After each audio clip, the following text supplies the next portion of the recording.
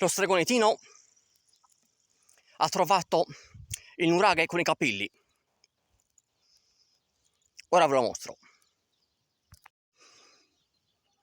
Eccolo qua.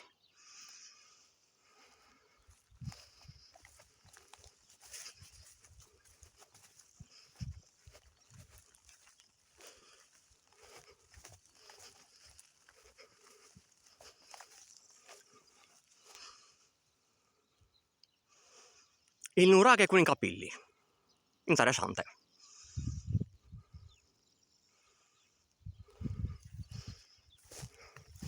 Vediamo un po'. L'ingresso è completamente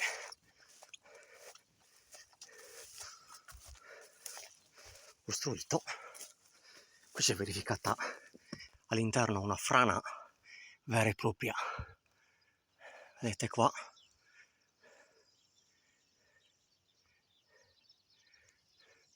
Ma molto carino.